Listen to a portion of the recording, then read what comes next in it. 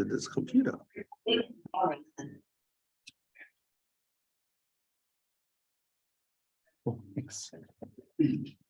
you saying anything, Matt, or am I just jumping in? Yeah, just jump in. Okay, excellent. I will give you a bit of history as we go through, but Just give I should have done this, but if you could give a short intro about yourself, it would be amazing. yeah, okay. I will do. I'll do that in a second as we sort of go through this. I guess the question for all of you, 2023, it's a bit of a tough start to that, probably very unexpected for you. The question is, when you look back, is this going to be looked upon as a bad year, a good year, or even a great year? And I would love to, sort of inspire you to think about how we can make this an absolutely great year for you. And it's really about, it's what you're going to do that's going to sort of make it a great year. I imagine a few of you might be feeling a little bit like this. I mean, we were talking earlier, 14 years at Google is a long, long time, and then suddenly out of nowhere, the company that has never made redundancies, never really done any of this stuff, just grow. Suddenly you find yourself, sort of impacted and going, why now in Google's history has this happened, and then why me as part of that sort of process? So a number of you might be feeling a little bit like this. I'll tell you about a number of years ago.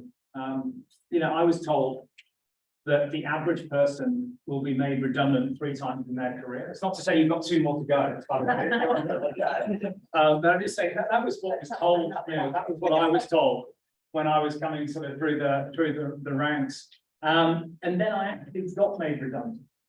And not only that, I actually got made redundant 3 times in 12 months.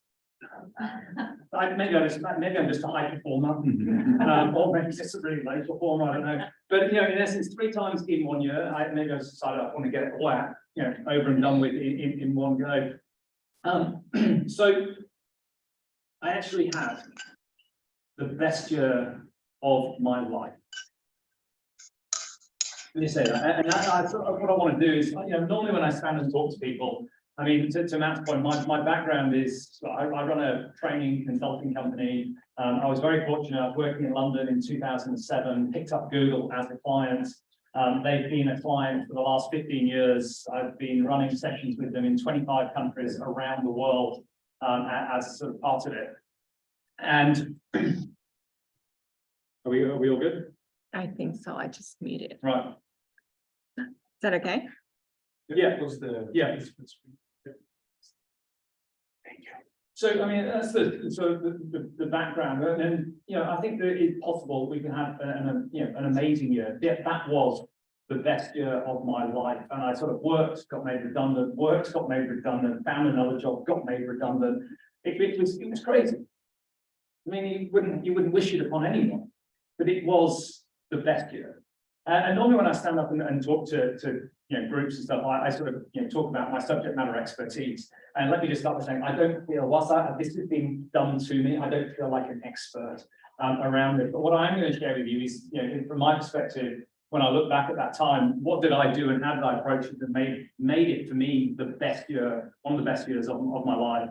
But also, I'm probably a little bit wiser now than I was then. So what messages or things would I have told myself that I could have done even to make it even better, sort of back then? So I'm going to share a few ideas with you, and hopefully some of them will resonate as we go through. I think the key starting point was around belief, and sort of just believing in my talents, believing even though I've been made redundant once, twice, 3 times, that I was still useful, and I still had various skills and talents that were going to be applicable to lots of different sort of organizations and people. I think the second thing that was important was around perspective, and none of those things were actually my fault. I was working at Capgemini on the consulting side. I'd been offered an amazing internal move about 3 months before then into a new team that had been created. The market condensed, and they decided across the board that anyone that wasn't being utilized, that utilization wasn't over 85%, was gone. New role, new team, low utilization, everyone gone. I then came out of that and through a contact who I'd worked with at Accenture or Anderson Consulting in those days. She'd taken up a really senior VP of strategy role at Aon, the insurance company here. She'd created a brand new role for me to come into. And I came in, and within 3 weeks of me joining, she fell out with the board and got removed from the business. And I was like, oh my gosh, here we go. And you know, this new role, new person, aligned completely with the VP. It was no surprise when I got a knock on the door and said, you know, 3 weeks later, I'm afraid your time's up. It's like, oh my God, I've been here 7 weeks. That's crazy. I then went and spoke to, was talking to the ex-CEO of Capgemini, who'd been there, kept, you know, very good sort of relationship with them. He was starting to go into a startup sort of consulting space, working with, you know, high performing sort of sports people, Australian Institute of Sports, doing consulting, etc. Came in there, two directors. One of them was a great salesperson. One of them, the CEO, was great at delivery, and they ended up in completely the wrong roles, with the salesperson getting caught up in a project in Melbourne and having to deliver it, and the person who couldn't sell being responsible to sell it, the rest of the business. And after a while, it was no surprise that they decided to close up shop as well. I'm like, what the heck? The point is, none of those were my fault. You know, absolutely none of those were sort of my fault. So I think that mindset and that perspective, I think, is really, really important. So I want to remind you of a few things before I jump into a few sort of mindsets and tools and things you should be thinking about. The first thing, this was very much a business decision. This is nothing about you. You know, you did not lose your job. Your position was made redundant, not you. I think the framing language that you use, I think, is just generally, it's just important around this. Let me also say, you know this already, I know. But, you know, the person to the left of you is in the top 1%. The person to your right of you is in the top 1%. The person who's sitting in your chair is in the top 1%. One of the things, you know, over the 15 years of working with Google, I love Google, but I was thinking about this, you know, it's not Google per se that I love. It's the people that work, thank you very much, you know, helping me out there, giving me the teasers. It's the people that work in Google. And I met, I don't know, I was thinking maybe 5,000, 6,000 people that I've trained or worked with or come into interaction with. I have not come across one person that wasn't just an amazing person. So you're not only in the top 1% of talent, I would say you were in the top 1% of people around. And I just want you should constantly remind yourself around how good you are. I think it might not feel it at this moment in time for a lot of you, but this is, I would say, this is an amazing opportunity. You will look back and go, thank you so much for doing this. You'll find a new path, new energies, new, etc. I'm not saying you are unhappy in your jobs at Google, but there's the stats and everything at the moment. I don't know if Anthony, you're talking about it, but you know, job unhappiness is at an all-time low. The problem you've got is that most people hate change. 69% of people, I think, when they look at the stats, just are change averse. So I speak to people the whole time and they tell me, oh, my job sucks and this is that and what have you, and I don't like this. And they refuse to do anything about it. You have not had to take that big, oh my gosh, leap. The leap has taken, you know, it's been taken for you. It's now what you do about it. That sort of, you know, so this is really an amazing opportunity for you. It is a time of digital disruption, as you're very, very aware. If there ever was a time that you are even more marketable and even more desirable, now is it. So the question really is how can you sort of capitalize on this opportunity? So this is the joy of Google Slides, in that even though I've briefed form, I don't know if you picked the latest one up, but anyway, but I built this in PowerPoint. You're going to have to get familiar with PowerPoint. I built this in PowerPoint, and when you convert it into Google Slides, I keep saying to the Google, you know, the engineering team, we should be able to do something to make the interaction and the merge of the two products much better. Hence why we've got a question mark sitting on it saying down the bottom. I apologize for that. So how do you capitalize on this opportunity? First thing, and Anthony, I hope I'm not stealing your thunder. Maybe you've got different stats to me, but I think the stats are in your favor. I know you've got into what, you know, gardening leave until what, 25th of May or something like that at the moment. But you know, the stats say that 60% of people who have been made redundant actually found jobs within within 2 months. So that's a lot of people who are able just to literally jump into a new role straight away. I think the key to doing this, I would say more than ever, is really leveraging your network. That is going to be absolutely critical. Obviously, the Xoogler, is that how you pronounce it? The Xoogler network, it is amazing. You all have your own individual networks, across Australia. You just want to tap into that. That is absolutely crucial. 85% of jobs are found, through networks. 70% of those are not even sort of advertised. Your network is key. I was thinking about that as I had that slide up. I was thinking this morning, how many jobs have I applied for? I applied for my first job when I came out of uni as a graduate, and I joined News International, News Corp in London.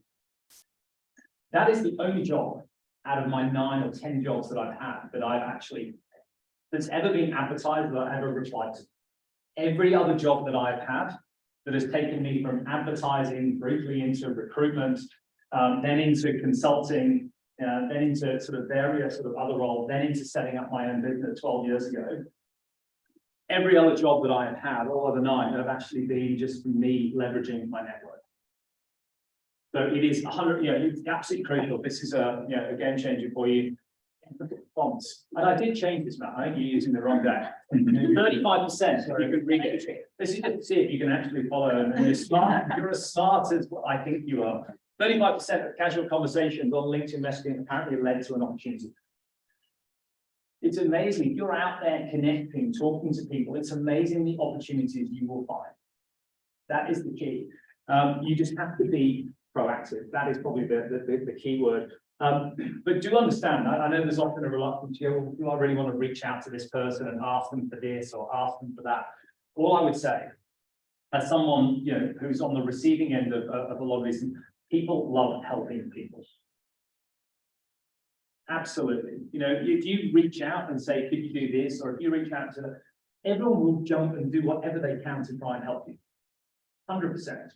So you just need to ask. And all I say is that the best thing is just start really reconnecting with people, grabbing coffees, grabbing drinks, doing what works for you, but just constantly connecting. Look through the LinkedIn sort of networks and go, how many of these people have I not spoken to in the last 6 months? There's probably loads. And just touching base with them. Not have you got a job, but this is just touching base and start sort of reconnecting, get back on people's sort of radars, reconnect. You'll never know, these opportunities will come out of all these different places that you probably haven't expected. And I think what else would I say? Be purposeful. Even now, I've been running my own company for 12 years. I have a plan in my head that if something awful happens and we suddenly get no clients and have no more work to do, I already have 3 clients, 3 companies in mind as to where I would work. And I know some of the relevant people in there. I feel like I'm even now, and I'm not even hopefully Monterose is still going in a few years' time, but I know where I'm going. I've already identified the organizations I want to work for, identify who you know or who you want to know in each, and really just to reach out to that network. And let's not forget this whole, everyone knows this, the 6 degrees of separation. You're 6 or fewer social connections away from people that you want to be. Social connections. So it's just tapping and sort of leveraging into that is going to be key. Being proactive is really good. I would just be proactive, set yourself some goals. Very easy that time gets past you in the current sort of environment. So set goals. So right, how many people am I going to sort of touch base with this week, or what am I going to do? Am I going to try and get into the city and have 2 or 3 coffees or something like that? And then you want to reward yourself at the end of each week around achieving those, because you're in control of those. You're in control of what you're doing there. You're not necessarily in control of the outcome in terms of necessarily finding a job. And this is really important. A very good friend of mine, he was at one of the big tech companies a couple of years back. He took voluntary redundancy. And I would say he was in a strong sort of financial position based on how long he'd been at the organization. And he had the worst, he was in a strong financial position. I look at what he did in his time between then and getting to another job, and he had the worst possible time. He was the sort of guy, he didn't need to, but every morning he would get up and he would just sit and just keep refreshing LinkedIn to see whether the recruiters had responded to him. You're not fast enough answering it. Not responded, to him, or whether there were new jobs that were coming up. That was his 100% focus, and it was just soul destroy. Don't do that. You know, it's unlikely anyone's speed is going to match the desired speed that you have for this. And you're just going to have to slow down. You're just going to have to accept that and work at other people's sort of pace. All I'd say is make the most of your time. This isn't something that, hopefully, not like me. I mean, this is probably a one-off thing for you. How many times does this happen? Very rarely. You know, enjoy the experience. I know there's worries along the way, but just all I'd say is just try and encourage you, enjoy the experience and look after yourself. I think obviously well-being, all those things, super important at the moment. But I think use it as an opportunity. You know, you get in this treadmill of coming into Google and doing things, and hey, look, you're no longer in the Google canteen.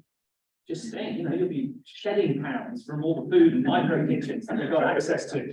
But I mean, what an opportunity to, I don't know, get fit, you know, get really super healthy, to think about learning new crafts. There's other things you can do outside of thinking about what you're going to do from a career perspective.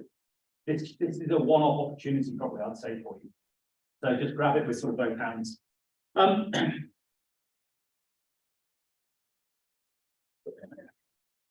So what else would I suggest? I think, you know, being agile, rather than being what I call, you're either agile or you're sort of fragile. I think being agile, I know Google is a, you know, sort of super agile, but I think this point in time, be really open to different ideas.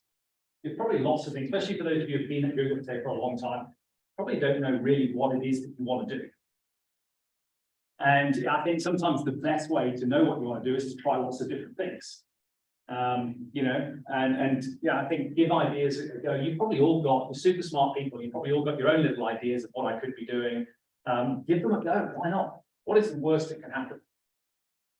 The worst that can happen is you try a job, it doesn't, you don't like it, and then you move on to something else. This is part of the experience of finding out what it is actually going to excite you and what it is you want to do. I think over this time, just keep yourself motivated. Part of that is around size. Surround yourself with the right people, not the wrong people.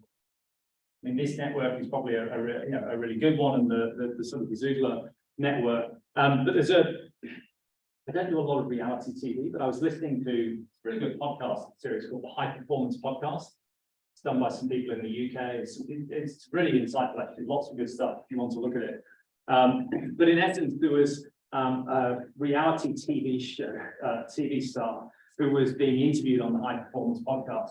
And she said to talk about the importance of actually surrounding yourself with the right people, and really looking for the cheerleaders rather than the others. She said, typically your network or your group of friends could be categorized as either drainers, middle of the roaders, or igniters.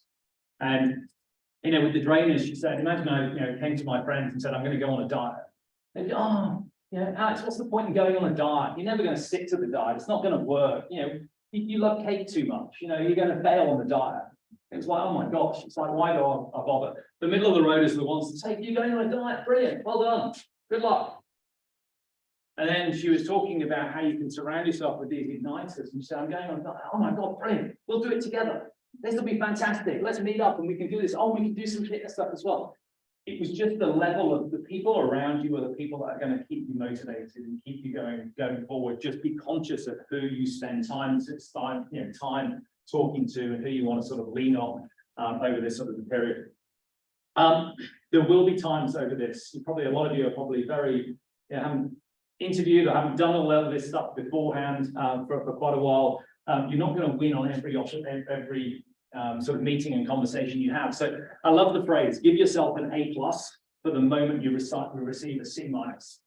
So be brilliant at receiving feedback, be brilliant at receiving, sort of failure. Not every meeting or conversation is going to go the way you want it to.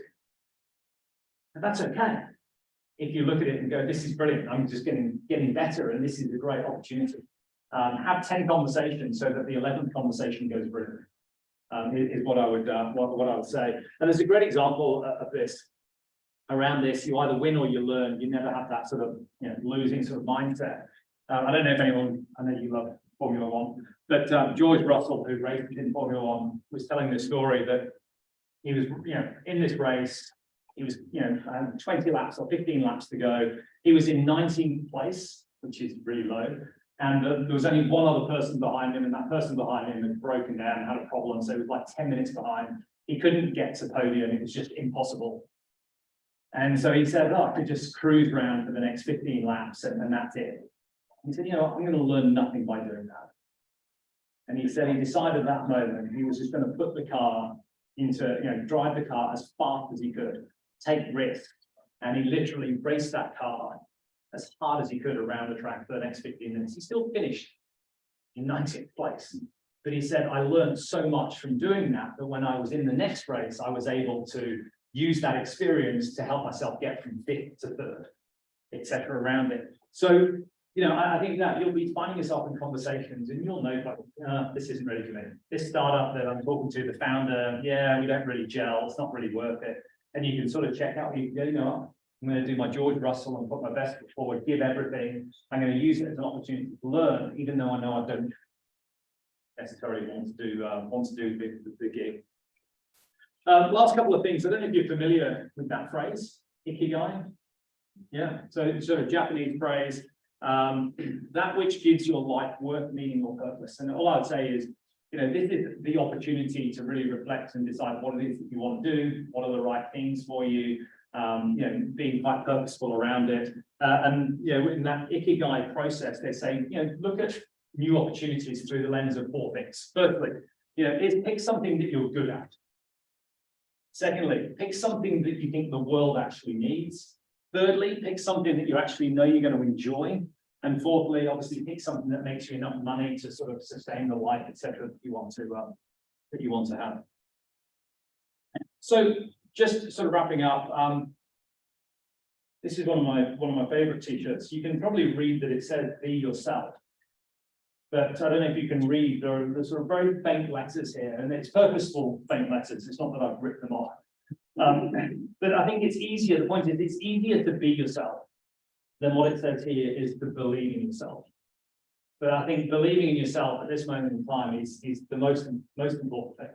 And just, you know, you are amazing people with amazing talents. That's all you've got to think about sort of moving forward. Embrace the change. You know, this is a good thing. Look back on 2023 as the year of change, growth, learning, etc. It's going to be really good. Leverage that network. That is going to be absolutely sort of crucial. Be purposeful around what it is you're doing and how you're using this time. And lastly, just enjoy it. That's all I would say. So hopefully a few little pointers. Maybe there's one little thing that you've taken away from there. As I said, I'm hoping that you don't get made redundant 2 more times. But you know, as I said, I had the best year. If you approach it in the right way, hopefully you will too. Awesome. Thank you very much.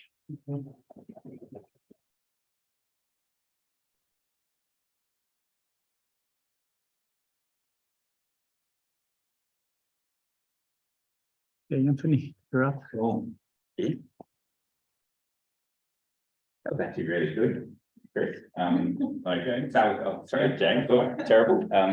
No, that was like, normally I'm actually a slightly skeptical person when it coaches, but I'm actually going to be a bit of an echo chamber because quite a few of the things here you've already said.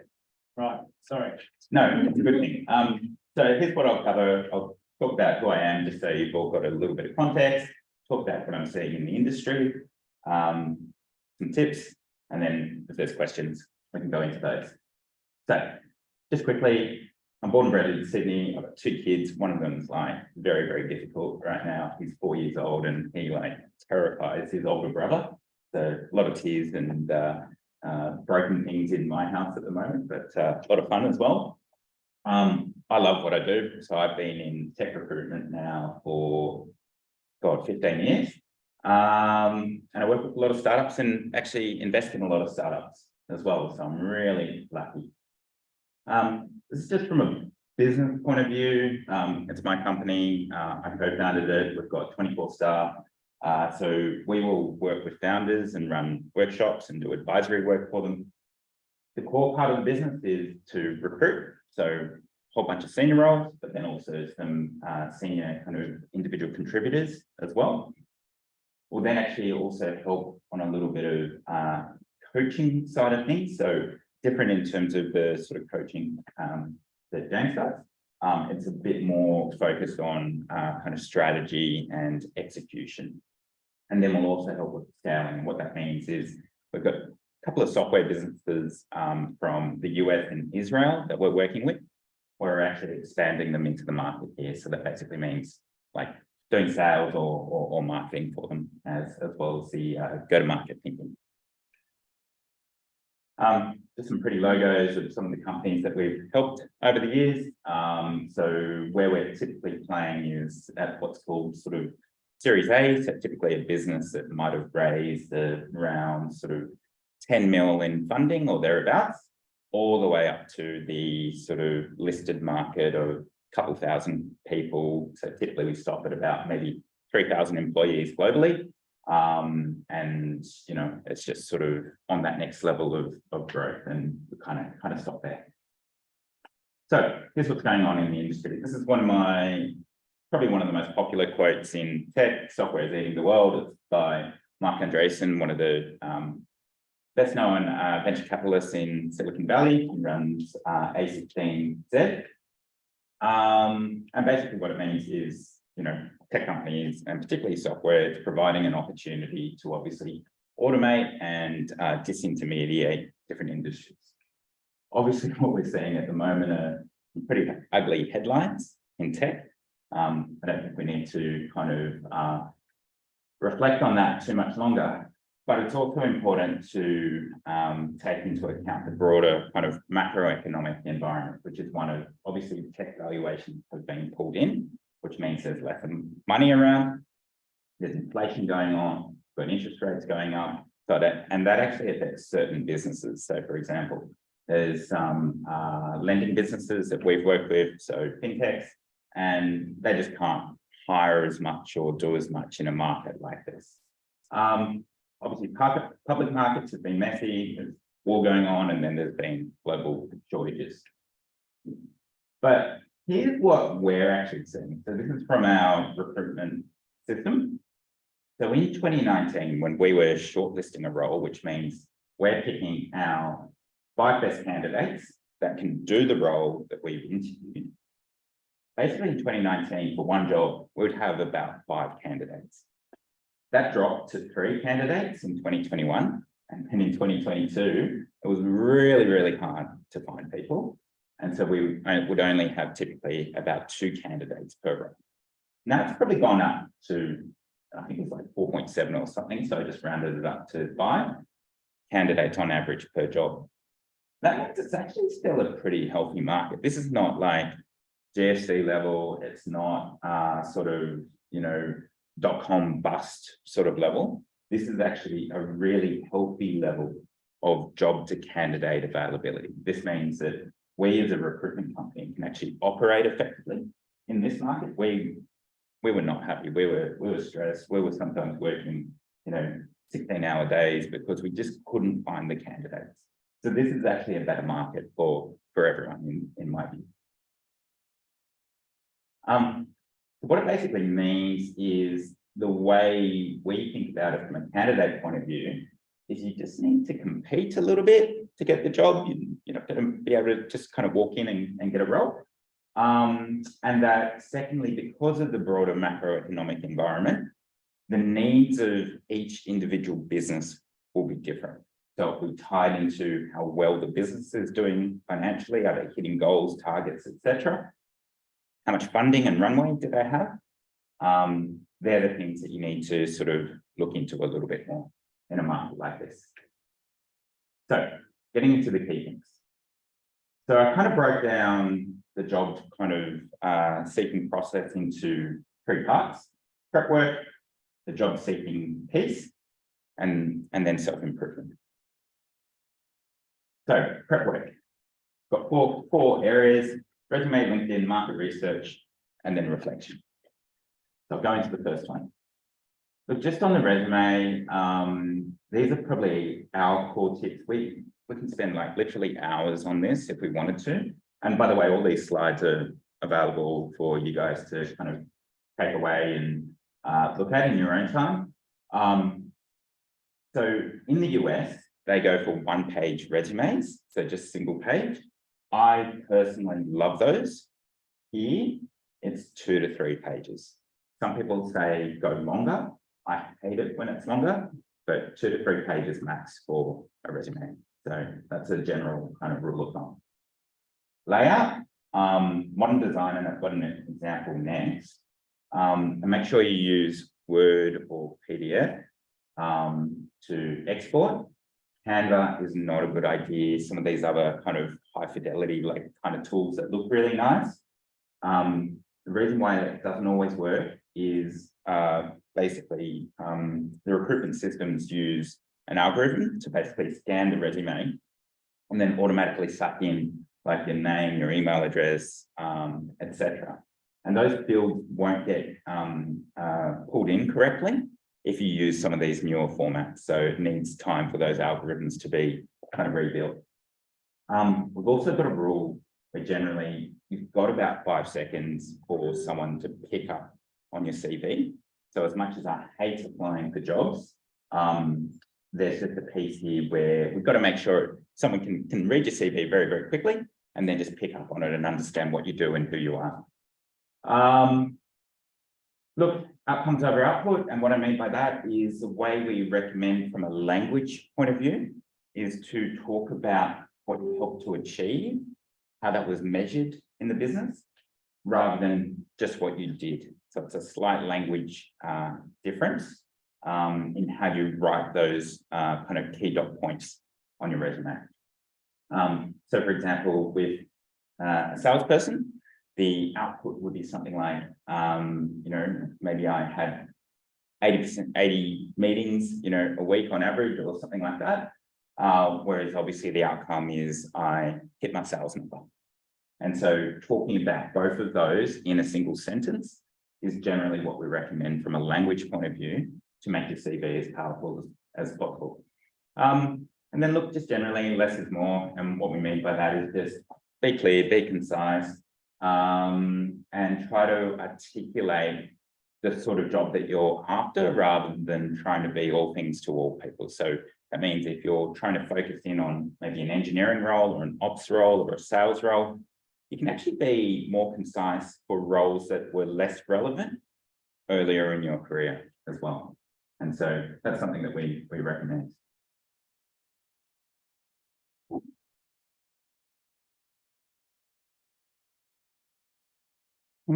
I'll do that. There you go. I literally just did quick Google search.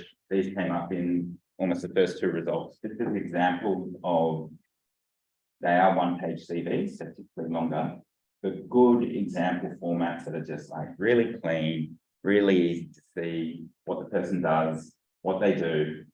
And then most importantly, within about 4 to 5 seconds, if that CV has come in through a job application process, it's very easy for the person on the other end to figure out whether that's a CV they would actually like to read.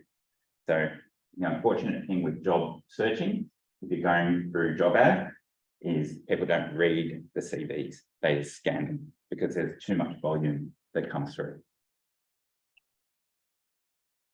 Okay, LinkedIn. And social. So key things. Firstly, got to actually make sure that what you put in your CV matches what's on your LinkedIn profile. The reason for that is people just cross-reference all the time. It's the first thing I do when if I get a CV, I'll go look at your LinkedIn profile. Metrics, even though we say put them on the CV, some of those metrics and numbers can be confidential. So just be a little bit kind of, you know, aware of, you know, what's appropriate to sort of put in and what isn't. Yeah, just have a think about that. Other thing we notice is sometimes the language gets a little bit kind of lax, particularly on LinkedIn these days. It's becoming a bit more kind of social networky and less sort of professional networky. But personally, I feel like keeping a more professional tone to the language is actually a better approach. It, like, yeah, being too personal, I think, yeah, different people interpret it in different ways. And then, as I said, the referenceability will always cross-reference different things. So all your socials, whether you like it or not, including Facebook, even if it's closed off, people will try and have a sticky peek. So just be aware. Cool. Other thing that's important, market research. So this is before you start kind of applying for jobs. Look, just jump on the social networks, do some base research. LinkedIn's really good for the most part. Glassdoor is really good in terms of finding out about companies' culture, their interview process, and more importantly, whether there's any like skeletons in the closet, and some companies have them. And so that's important information to arm yourself before you think about having any interactions with that business. Look, media is less useful these days because they're a bit slow, but still, we do recommend just kind of browsing every now and then, AFR, the Australian tech section. So the sort of things to look out for there is, has there been a company that's just recently maybe announced a capital raise or an expansion, or maybe they're going on a hiring spree and they've made a big kind of PR piece about it. So it can just be a good way to pick up on really nice tidbits like that. Network is incredibly important. You know, it's one of the best ways to do research and find out what's actually going on. It's just regularly talking to people that you know, and I'll actually expand on this a little bit later. Okay, Siri. And then look, the kind of reflection piece, and look, this isn't what I would call a perfect process at all, but I think what I'm trying to get out here is some of the things that I think are important to be clear on. So the first is try and figure out what type of company you want to work for. You know, there's tech companies, there's non-tech companies, there's startups, there's scaled businesses, and they all operate in different parts of the market. And typically what you'll find with networks in particular is they gravitate to certain parts of the market. So if you have a rough idea of what part of the market you want to operate in, that's a part of the network you should try to interact with. Role-wise, look, it's a great opportunity to sort of think about what role you want to play in those businesses, to try to kind of come to some sort of idea of that as well. Try and get clarity on the things that are must-haves versus nice-to-have. So how much money do I need? Not how much money do I want? So that's probably one of the key things that I always stress test with people, because sometimes an ideal role comes along, but it doesn't pay what you want, but it pays what you need. So just have those two figures sort of in mind. And it's not to say everyone gets to know what those two figures are, but you've got them clear in your head. Write down a bit of an elevator pitch if you can. And it's really saying, here's the company, type of company I want, and here's the sort of role that I want. And that's just important in terms of, you'll get recruiters in particular saying, hey, what are you looking for? What do you want to do? And you've got to be able to rattle that off relatively quickly.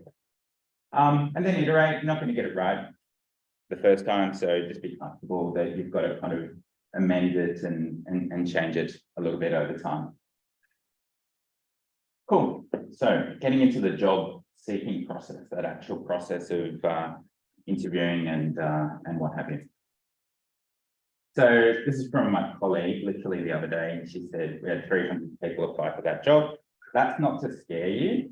That's actually quite normal in a lot of markets to just get a huge volume of people. That's actually why we do not advertise the majority of our roles, because dealing with that volume actually slows us down.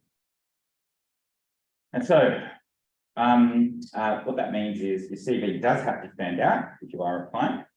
If you do want to apply for a job, LinkedIn and Seek generally cover about 95% of the advertised jobs that are in market. Okay. Another place that's getting better all the time is some of these kind of community type groups. I didn't know what another name for them would be, but all the major venture capital firms like Blackbird, Airtree, SquarePeg, they've all got their own job boards. And those job boards are basically a consolidated list of all the jobs that their portfolio companies have on. So I think Blackbird, for example, has about 700 or so jobs that they're advertising at the moment, and they can be accessed on their website. So they're really good. Look, when applying, look, unfortunately, cover letters generally just aren't read at all. People just ignore them. And then resumes, as I said, tend to get skim read. And that's just because of this volume. Again, when applying for jobs, the only thing that you should have as an objective is just to get past the gatekeeper.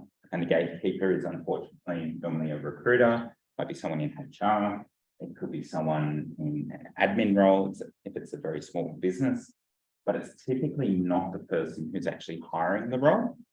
And that's really the objective, is just to try to get in front of the person that's hiring the role, so you can have a real conversation about the business and the position that they're hiring. This is just something that I thought I would call out. Look, I find culturally here we're very conservative. And what I mean by that is we tend to look at what someone has done in their last role and use that as a reference point to think, are they suitable for my role now?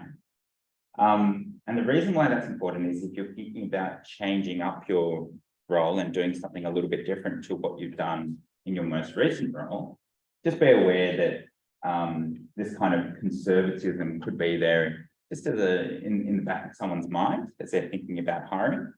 And so it is absolutely possible to make those career shifts. You just might have to figure out how to take that person on the journey to convince them that your skills are right for the role. Look, I thought I'd kind of dive into networking a little bit more. And here's how I would think about it. One is to start off with a list of people that you know. Prioritize the list with whatever criteria you like. Maybe it's based on how much you think they can help, who's working at the most interesting companies, could be all sorts of things.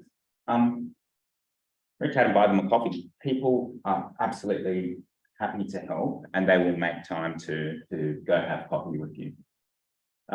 Generally have an ask of the person. So the ask isn't always, do you have any jobs for me? It could be as simple as, do you know someone else that I should catch up with? Or here's how I'm starting to think about my career. I'd like a bit of feedback. Are you okay? Just kind of taking some of these ideas away and then coming back to me with some thoughts of where you think I should be looking for work.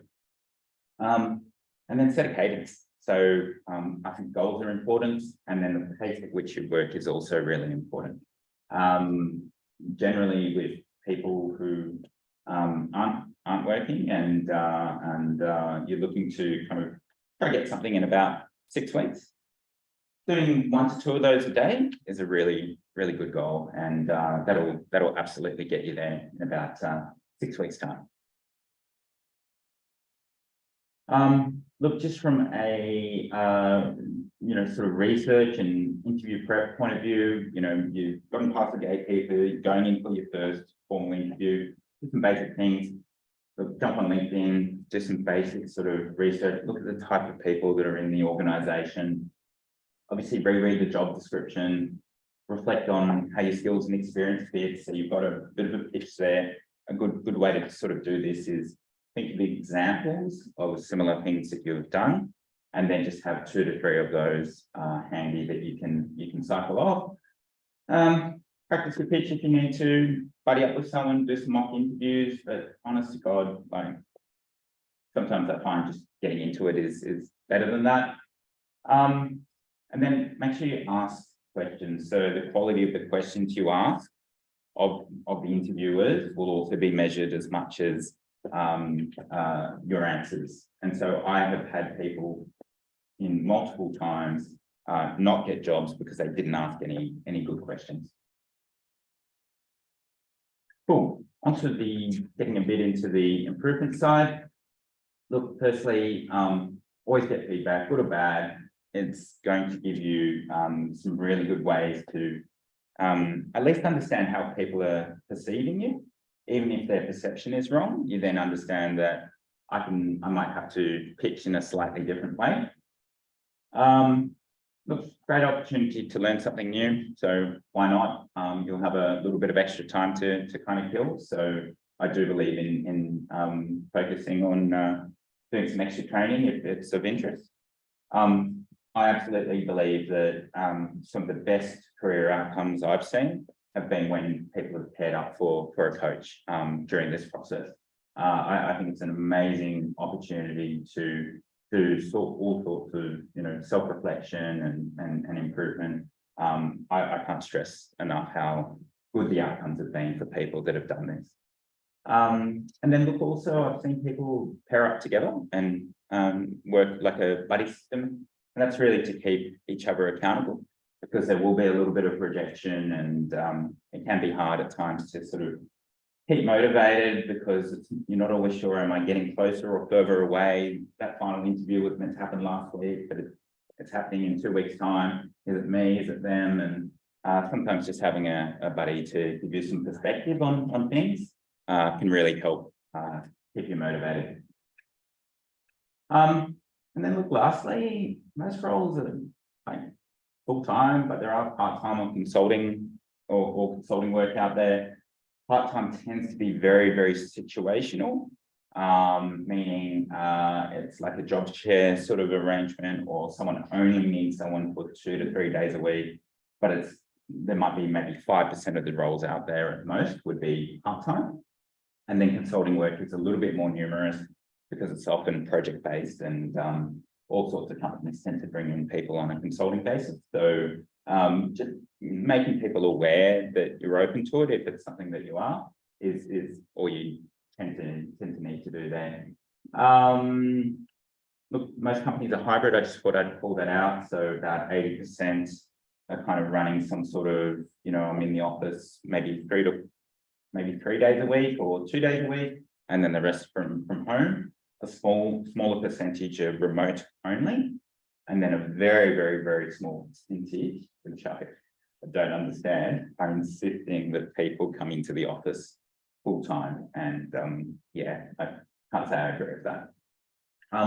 Look, just another thing to call out. Look, Google had probably the best perks out of almost any business that I've seen.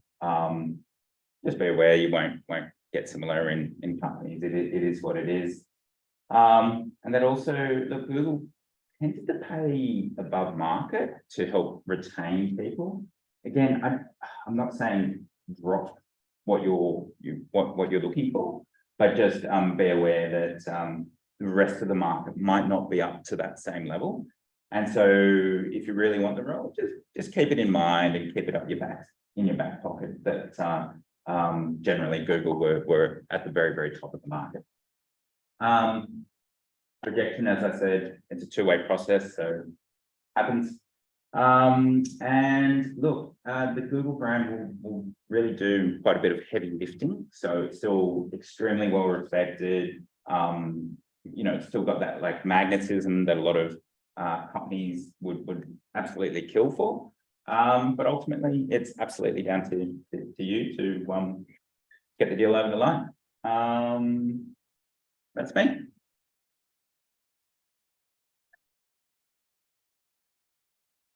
We're around for lunch, by the way. Yep. Quick question. You mentioned that to avoid drinking from the fire hose, you don't advertise some of your posts. Yes. Right, some of your jobs. How do we get access to these jobs?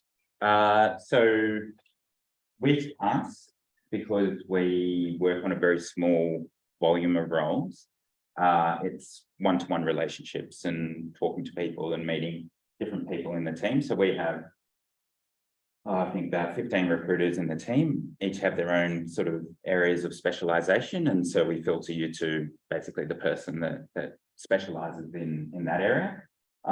With other recruiters, they work in a very similar fashion. So it's figuring out, you know, what part of the market you want to operate in, and then trying to get in front of those people who operate in that part of the market.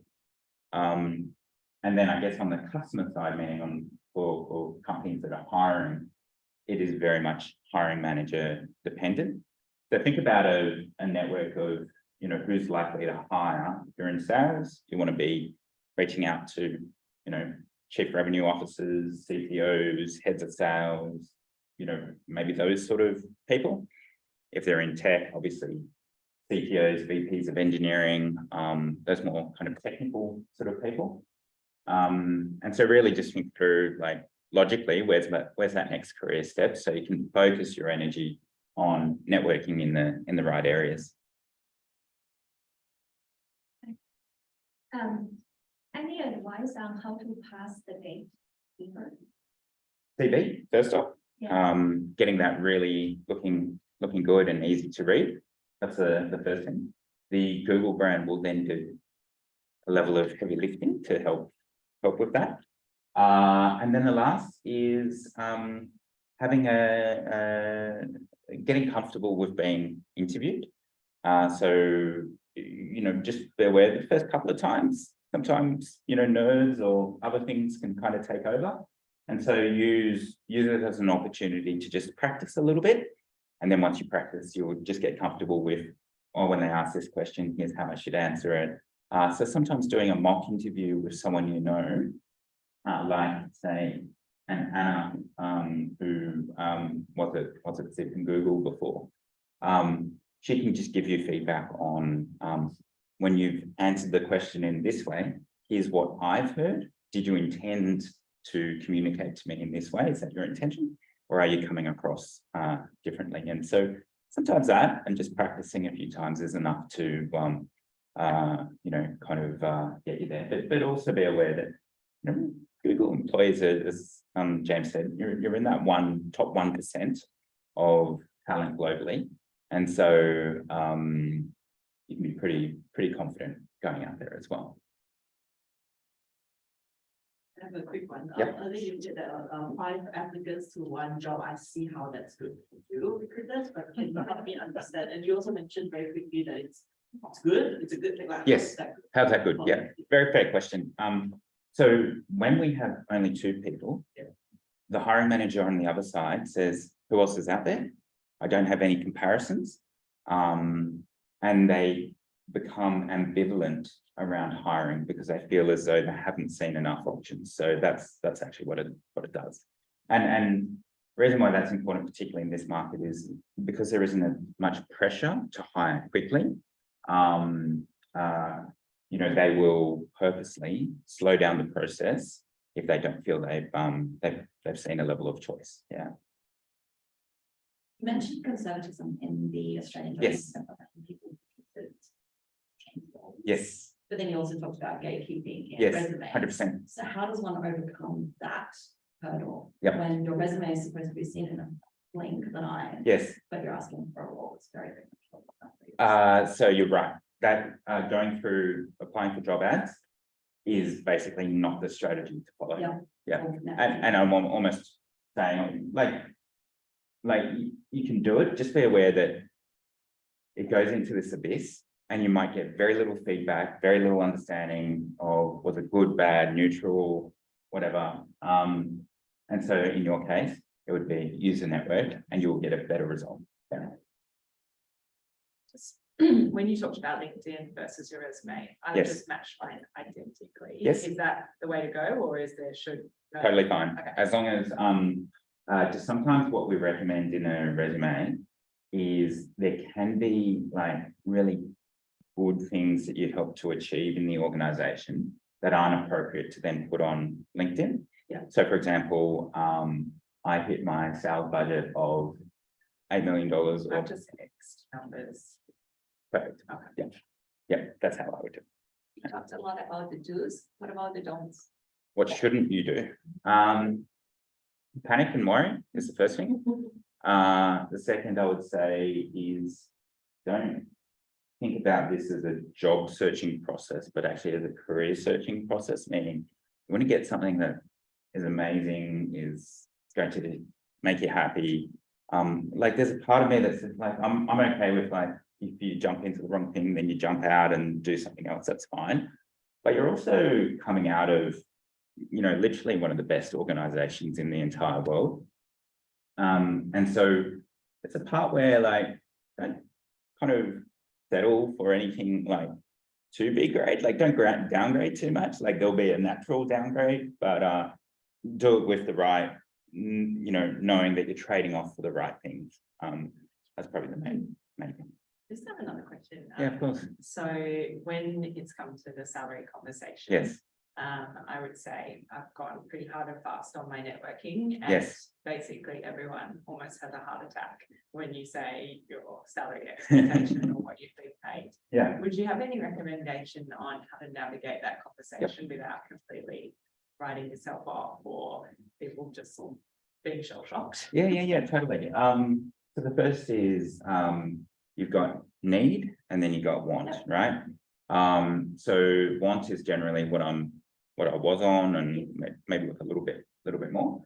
And then need might be, generally a lower number. And sometimes it's just a case of saying, hey, look, for the right role, I'm happy to look at a different salary. I'm happy to look at different ways in which the package can be constructed. Yeah. So options, at-risk component with bonus, and then obviously base as well. They're the three ratchets you generally have to play with. Okay. Thank you. So the last time I was applying for a job, very long time ago, Okay, and at sure. the time, having gaps in your resume by having short stints at a company. Yes. Or multiple short stints at companies was seen very negatively. Yes. What's the climate for that right now? Like, is there empathy for someone going, this was a rebound job, just needed something, it's not my forever job, Yes. and then I'm like reaching. for something So else. if you're from a career point of view looking for a little bit of permanency, meaning I want a full-time job and something that's not a consulting gig, it's still seen as a little bit negative. So the key is sort of having a really clear sort of why around that, meaning, if I'm sort of bouncing around from job to job, you just got to be crystal clear on here's what didn't work, here's why, I've moved on or whatever. If they were consulting roles, normally what we do is we just recommend like identifying in your resume that this was a consulting job. It was a, fixed term 6-month gig, and then no issues at all. Yeah, but if you're bouncing around permanent full-time roles, yeah, unfortunately you get some marks. I'm gonna have a rebound. Yeah. After like 12 years with the Yes. same company. Yes. I'm gonna have a rebound job for a year or two before I find something that's probably my plan.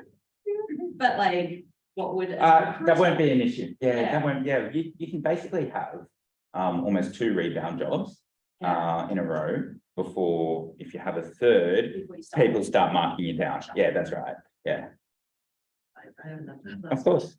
Do people really not interview for jobs like this? Does that happen? You hear saying, I don't need to apply for jobs, or you talk about, networking and gatekeeping and all that stuff, like this notion of I don't really have to interview for a job, or like someone write me a job. Like, does that happen? Like, is that real? Yeah, you do. You get people who won't interview and they'll almost like be jumping out of their skin to try and hire like a former Googler.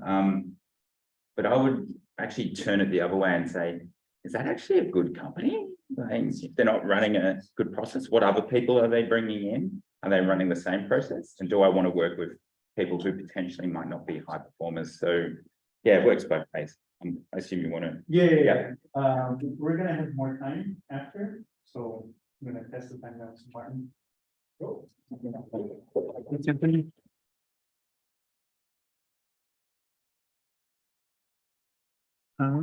there's some questions on the chat too.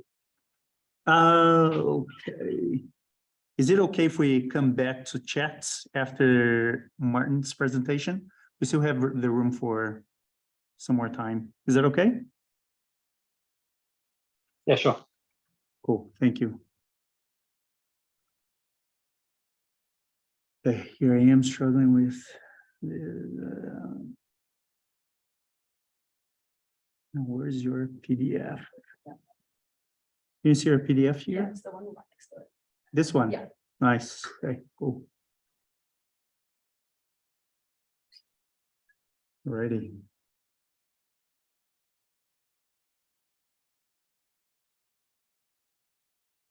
Okay. Perfect. Cool. How's everybody going? Been pretty good so far. From my side, my name's Martin. I'm the CEO here at Fishburners. I also have Magella here, who's our head of product. So first of all, I've known Chris for a while, and I've known what Xoogler has done, and you know, I really, it is great to be a part of sort of helping you know, the organization and everything that happens there, and helping each and every single individual. So that's a lot about what we are at Fishburners. A bit of my background, I've worked in startups for the last sort of 10 years or so. I had one company that I exited and sold my IP to another company, and my last business exited and sold my shares to a corporate business as well. So I then moved into the CEO role here at Fishburners, and really for me, it's about helping other entrepreneurs and other people that are in the ecosystem, and particularly the tech ecosystem as well. So I share with you a couple of stats. So since 2011, when Fishburners started, we've really established ourselves as the #1 entrepreneur community here in Australia. We've helped 35,000 entrepreneurs, 12,000 startups. We've created over 8,200 jobs just here in New South Wales alone. And we've helped startups raise over $600 million in capital. So we have a range of services, a range of different products that we have that help entrepreneurs, people that are looking at starting their own companies, people that are looking for jobs within tech startups, you know, all of the above. If you're thinking about the startup realm and tech as a whole, Fishburners is that glue to the ecosystem. So I just sort of wanted to welcome everybody here today. And if you do want any more information, or you want to reach out, or if you think there's something exciting happening in the ecosystem, we hold around about 650 events every single year. So we have things from our Friday night pitch nights. We have different types of tech talks and things that are specific to industry. We work very closely. We have over 2,000 different partners. So we work very closely with industry, corporate partners, and a range of different startups as well. So for us, it's about connecting that ecosystem and making sure that we continue to grow that and mature that ecosystem for the years to come. I'll hand it over to Magella to have a bit of a chat as well. Cool. I feel like I don't have too much more to add. I think you kind of nailed that. But I'd actually love to know anyone here who's like sort of toying with the idea of maybe like starting a business, or has like considered it before, or wants to take that next step. Yeah, absolutely. You guys should 100% do it. Maybe I'm a little bit biased, but yeah, I was just going to say, I think in terms of like entering into the entrepreneurial space and sort of becoming a startup founder, or maybe joining a startup or working for a startup, the pathways and the entry points are like so much closer than you might think. I'm sure I sort of overheard before saying that you Googlers are like really like a bit of a currency around here. I think you're probably the most sought after people, and you have such incredible like skills and talent that is just, yeah, incredibly sought after. But yeah, if you are somebody potentially like looking into entrepreneurship, I think we'd argue that there's really no better time than the present. I think, you know, no one's ever going to tap you on the shoulder. You don't get promoted to being a founder. It's sort of just led by yourself. So like, why not just sort of go in there and do it? At Fishburners, we have a lot of memberships that sort of help to support that. So we have both a physical space here in Sydney, which you're at, but we also have a virtual product, which sort of helps sort of lower the costs of being a founder or like getting support. But pretty much everything we offer here at Fishburners, including events, we do, as Martin say, a lot of connecting with founders, co-founders. And we also have for service providers helping connect startups with people who have, you know, sort of know what they're talking about in startups, and a bit of experience working in tech to be able to help them. So regardless of whether you want to be a founder, be in a startup, or, you know, sort of offer your services to one, even if it's just like a short-term thing until you find your next big thing. Like we have lots of routes and availability and sort of support there. We'd be more than happy to connect you to whoever you may be. It's literally what we do here full time. But yeah, I think, I don't know if anything. Something Magella didn't mention in our virtual platform as well, there's a bunch of perks and partners that we have in that as well. So if you're looking at just playing around with a few things and you want to do it really cost efficiently, and just see, okay, does this work? Does it not work?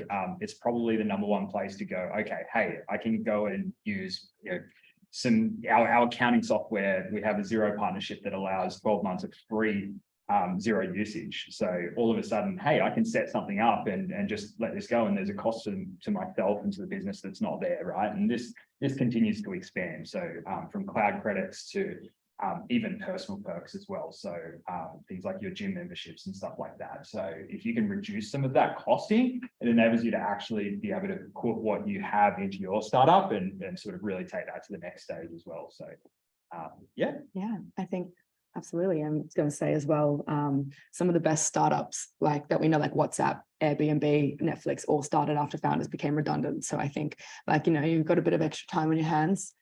Yeah, out not? of all out of all the spaces, so a bit of background, I guess, on Fishburners as well. We do have the co-working space, but as a whole, that community is quite connected via our online platform. And this is a good example of some of the companies that have come through the space. We've had the most amount of IPOs out of any co-working space in Australia. So it's sort of a good sort of indication of how our startups come in at the earliest level, and we're quite focused at that at early stage business and being able to help those startups grow and really connect them with customers, be able to connect them with investors.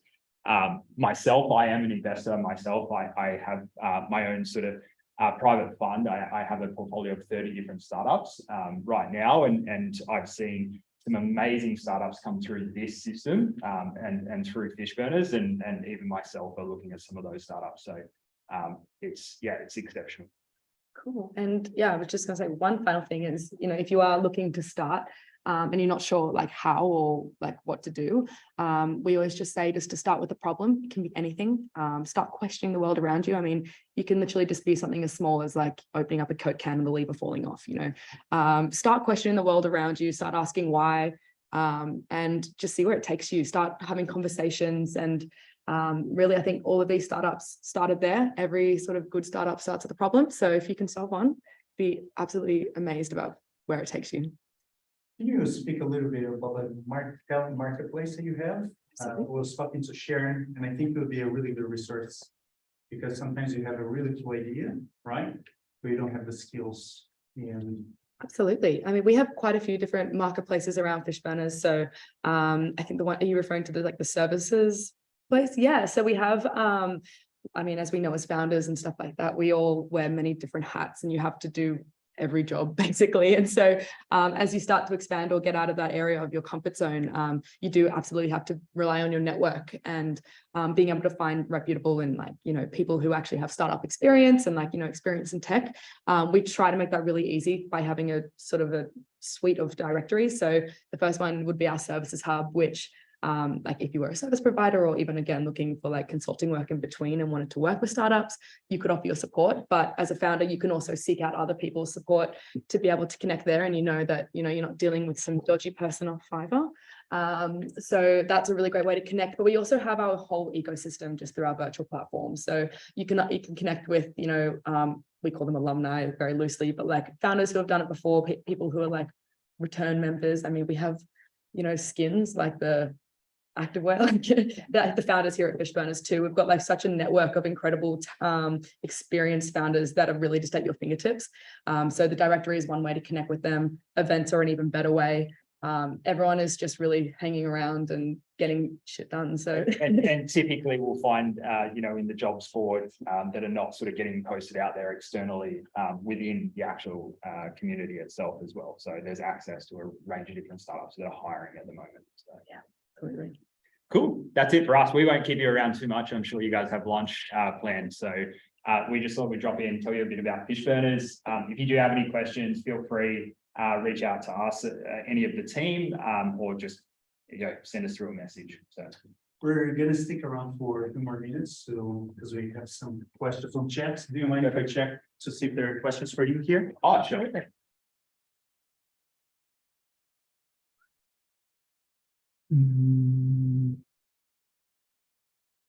Yeah, I think these are mostly for Anthony, All good. but that sounds good. One question for me. You said there's number 30 company. Any specific questions you'd like to ask your potential investments so that they can prepare to come back to you one day?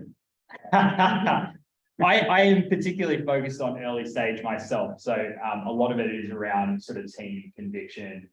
You're probably a lot of the time it could be prior to launch or sometimes prior to the actual product being created. So a lot of it could even be at idea stage. So a lot of that connection and network that I personally like to build is with the founders themselves and understanding capabilities of the founders before investing. So yeah, that's probably a big piece of that. I'll generally try and, you know, stay in contact with the founder that I'm interested in that company if I missed out on a round as well. And hopefully, you know, there's another round that comes out. So I'm also, you know, an LP into other business, other funds, as well as syndicates. So, you know, every now and again, I might miss one to get on the cap table, but I'll be able to get on through syndication or something like that as well. So, yeah, there's a few options that are there, but yeah, I think the main one is just don't come out and say, can I have some money, right?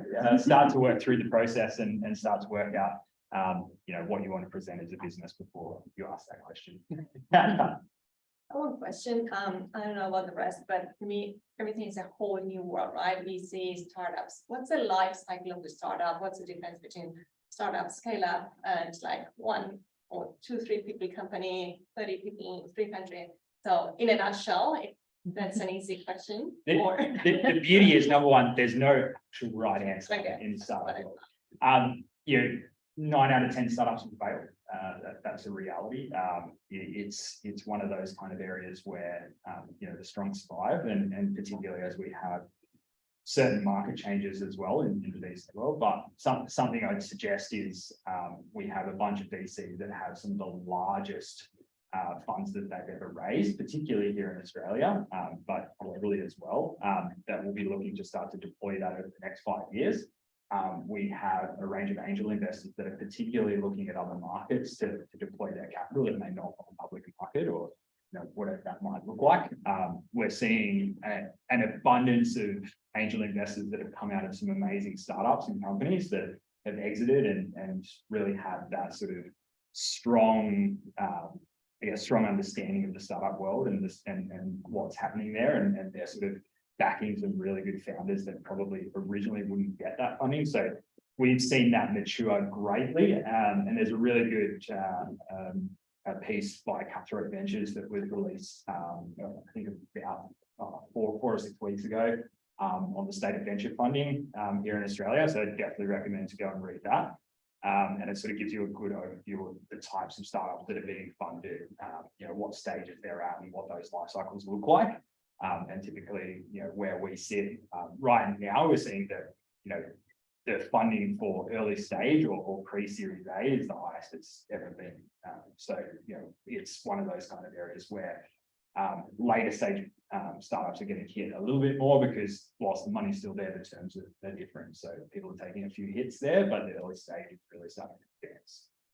I was going to say as well, we part of our product and our platform and everything is we sort of like, that's our purpose, is to break down those sort of like demystify that whole process, because it is like super confusing. So I mean, even at the very start, we have like a 4-week boot camp, which is free from our website. You can just like access it. Like, yeah, they sort of go through the building blocks of, you know, what to expect when starting a business. I mean, a startup really starts from like we call them idea stage startups, you know. So it's really, you as a founder, if you have an idea for a business, like some people sort of like that can totally be counted as a startup, all the way up until, you know, you're raising your Series C, which is the latest sort of phase of like VC funding. So no real like direct definitions, or I think everyone sort of does it differently. I think that's a great thing.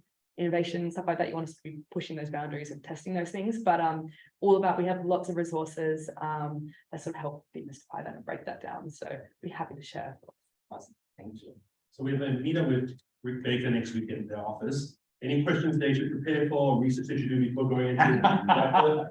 I tell you what, I'm not going to suggest any question for Rick. I think they'll be able to cover most. I think you know, look, Blackbird are doing an amazing job within the ecosystem here in Australia, and they're, particularly for their portfolio companies, the connections that they have overseas are fantastic as well. But yeah, I'll keep quiet on the questions for Rick.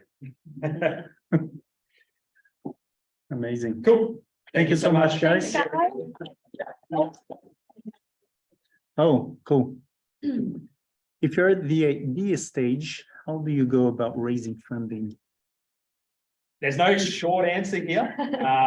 I would say reach out and let's have a short discussion on. what What's that the process channel would be. for them to reach out? Yeah, for us, actually, I might just share my personal email address if anyone wants to reach out, actually, more than happy to help there. But, you know, realistically, when you're looking at raising at idea stage, it's about creating that relationship and network, because when you're investing, particularly at idea stage, it's a relationship. It's on the founder to really make that investor have that conviction in you, because you know, what else is there to go by? So a lot of the time when you're at idea stage, you don't have the metrics, you don't have the traction, and you know, it's great to go out with a fancy deck and talk about, you know, this is how well we're going, but when you're at idea stage, it's backing the founder. So building those networks is probably the first and foremost key out of anything. Attend the events, you know, start reaching out to investors. Most of the time when you're at the idea stage, you're getting investment from either the friends, families, fools, or the angel investors. And I think a lot of people go straight to VC and probably think, oh, this is also hard. Most of the time you're targeting angel investors. And I think at ID stage as well, you're sort of fighting a different battle to getting fundraising and stuff like that. Like fundraising itself takes up a lot of time. So in idea stage, you really want to be improving your concept and stuff like that. And so bootstrapping or like funding it yourself is usually the way that most founders typically go about it, just because that's the best use of what can be the best use of time, you know, using tools like no code tools and like just like, again, in those really early minimal viable products is like usually the route people go for. And then that sort of helps when you bring it onto a fundraiser. Out of curiosity, how many people are tech and how many people are, so maybe can you code and how many people can't code? Maybe put the hands up if you cannot code. Cool. You might- That's quite a lot. There's actually, we had an article that came out on Monday just talking about sort of the power of no code and the ability to get off the ground. We also have a tech talk that we have here. Magella's speaking out. We also have Zach from Blackbird that's talking at this as well, just to discuss about the power of no code and being able to sort of harness that as a founder to get the idea off the ground. So, you know, that's something to think about as well. Really powerful. We built our whole product and platform all off no code. So it's much more accessible than you might With think. ChatGPT, everyone can code down. Right? I wish I could. I've tried, believe me. Well, thank you so much, guys. Thanks, guys. Appreciate it. Thank you. Okay, Anthony, is it okay if we cover some questions? Yeah, And so let's see. It was really very uplifting, encouraging. Bring on the igniters. Thanks for letting. should you put your elevator pitch into LinkedIn or resume? Yes, is the answer. So typically up the top of the resume or the summary of your LinkedIn profile.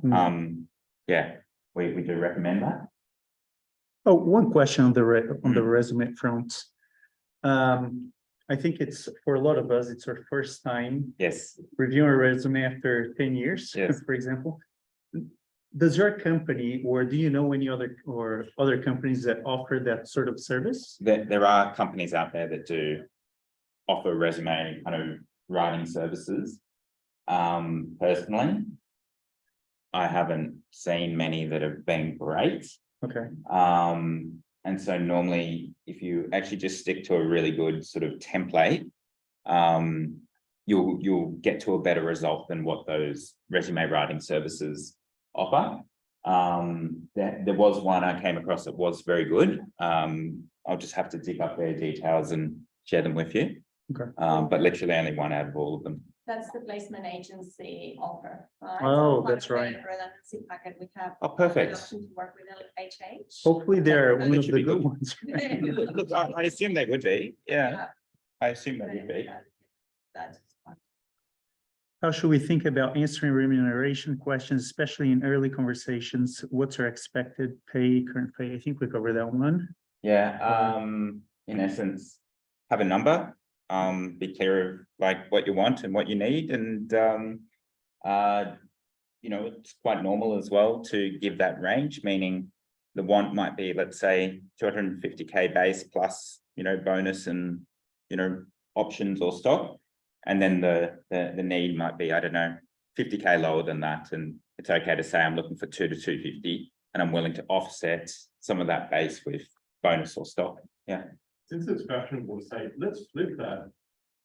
Why don't you tell us about the roles that you've got and the salaries that are on offer? Because I understand in negotiations, whoever names the figure first tends to lose. So you're saying you want to name the figure first, so why don't you go first? Me go first on Like salaries. recruiters say, like, this is what the role is. This is Oh, yeah, 100%. You can definitely do that. Yeah, there's no, I mean, if we pick up the phone to you, it's totally fine for you to say to us, what's the role paying? Yep. And we'll tell you. Yeah, well, we will tell you, whether other recruiters tell you or not. And there is this like natural game where it's like, you show me yours, if I show you mine, like kind of thing. And it's really weird. Whereas we're just super upfront about it with a lot of the roles that we have on. And this is probably just important to talk about quickly.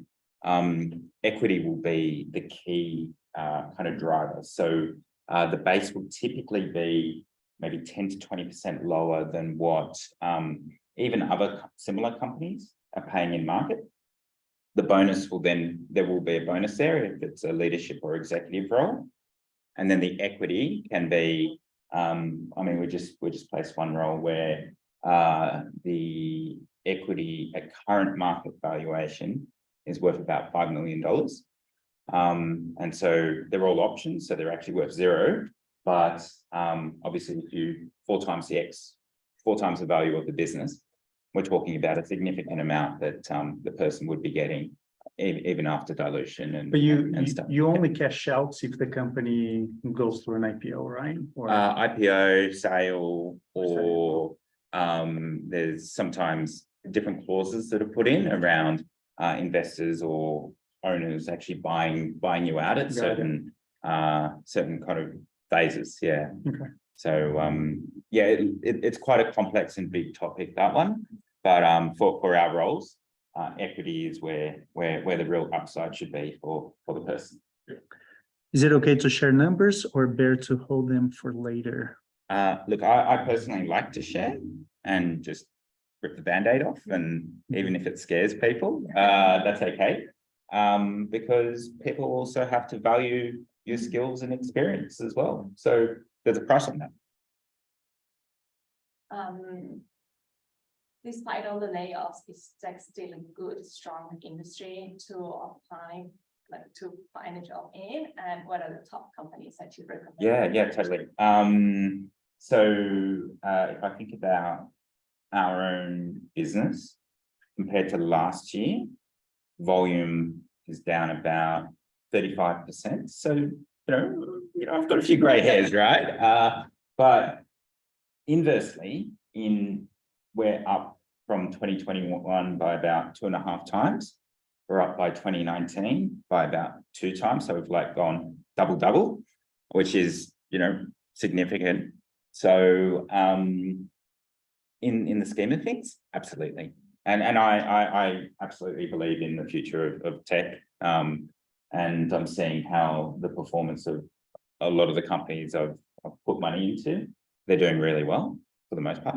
In terms of who the top companies are, the obvious are Canva, amazing business, like goes without saying that is absolutely going to be, you know, one of the best companies in the world in its category. If not, it's already the best.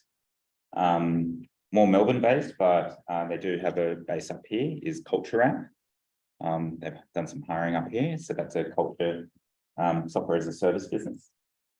Similar to Culture App is a business called Safety Culture, which does, again, software in that health and safety sort of vertical. And they would be almost the 3 kind of, let's call it the juggernaut, so to speak, of Australian tech, because they were funded earliest, and then they've probably grown the best as well. And then there's a bunch of others that are doing really well, like Cover Genius is actually a very, very, very good company as well. They've grown extremely nicely. And there will be a bunch of like AI and fintech companies, like obviously Afterpay/Block or whatever it's called now. You know, Koala they're a very good company, e-commerce, but a couple hundred people. So if you want you know, beds and all that kind of stuff. Great company to look at. A few more questions, no one else has questions. You mentioned about coaching before, how do you find Yes. the best one? That's number one. No, I am not in this space at all. No, as I sort of said. But thank you. No, honest to God, like, all the things you're saying were awesome. I actually don't know, is the truth. Word of mouth, I mean, I use a coach personally, and that person came by referral. I've used another coach previously who came by referral, and I wouldn't recommend them. And so it's just been very organic and word of mouth, and I think that personal fit with the coach is probably the most important thing, I imagine. Yeah. They're saying that LHH offers some sort of coaching, interview prep and things like that. Not the regular sessions that you would have with a coach, but the basics, you can also reach out to them. But I think even through the Xoogler community, there are a few coaches, right? Yeah. Lots. A lot of coaches, I'm question how to find actually- good ones. I'm actually looking to getting a coach for the Xoogler community.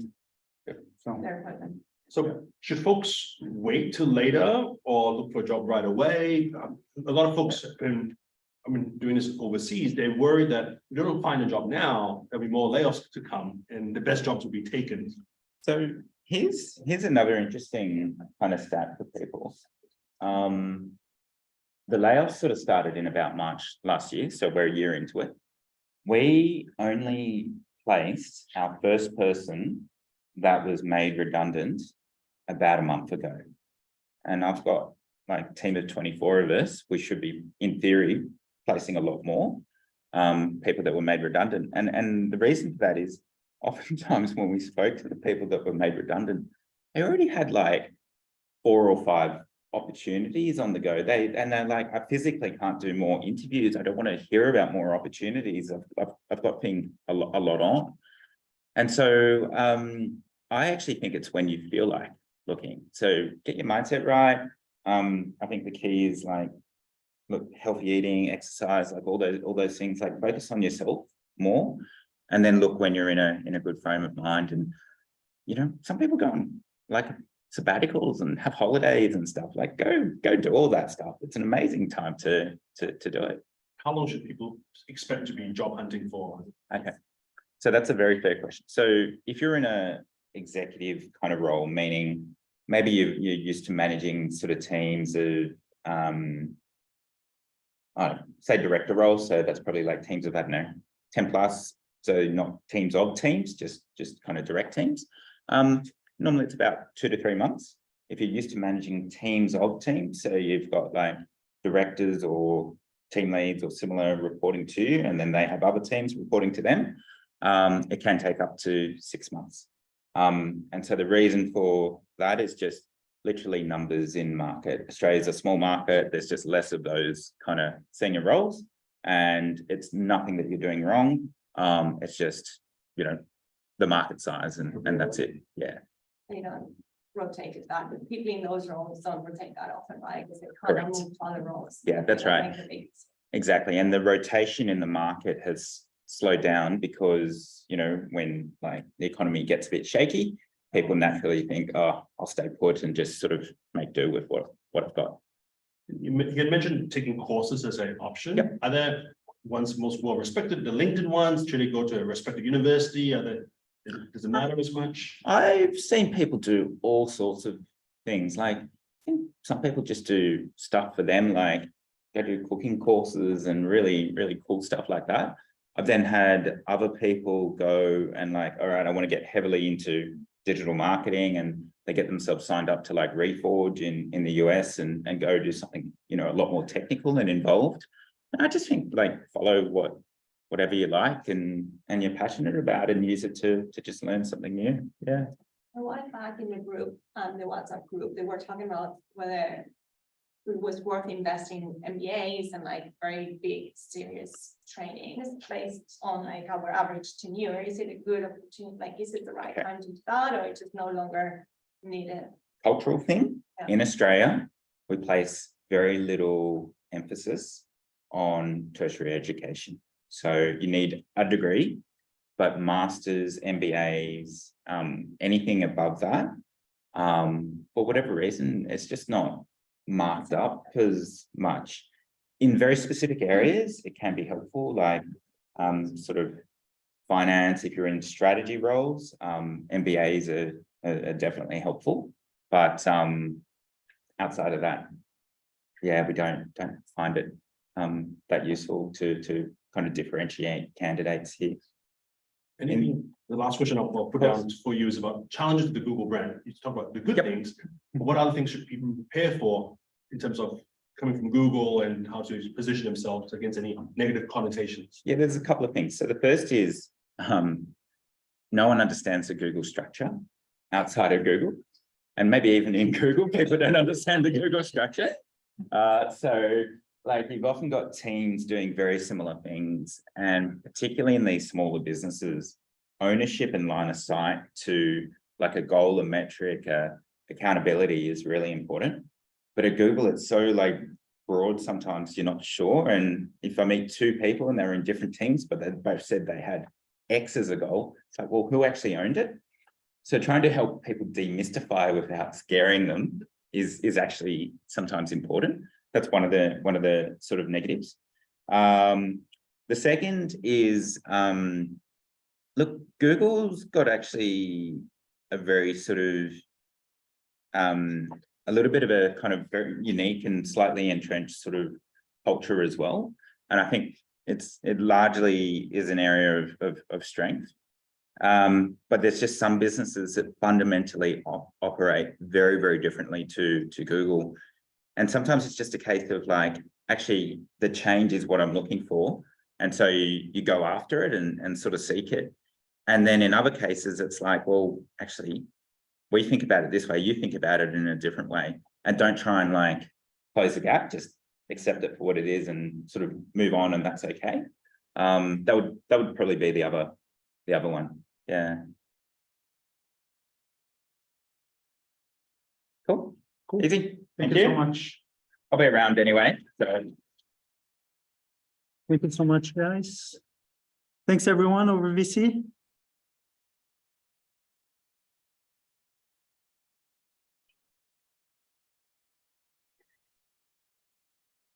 Great session, thanks.